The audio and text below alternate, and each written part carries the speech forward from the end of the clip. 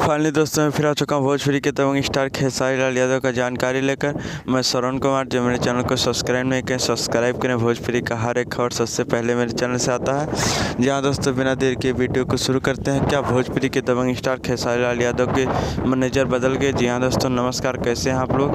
यहाँ दोस्तों वीडियो शुरू करते हैं। भोजपुरी के दबंग स्टार खेसारी लाल यादव का मैनेजर विवेक सिंह एक पोस्ट किए हैं जो कि कहे हैं मैनेजर आएंगे मैनेजर जाएंगे, आप स्टार थे स्टार रहें। जो कि दोस्तों इससे साफ पता चल रहा है कि मैंने विवेक सिंह भोजपुरी के दबंग स्टार खेसारी लाल यादव का साथ छोड़ दिए हैं। जी हाँ दोस्तों, आप सब देख ही सकते हैं जो कि दोस्तों विवेक सिंह साथ छोड़ दिए हैं। जो कि दोस्तों इस समय खेसारी लाल यादव का मैनेजर कोई नहीं है।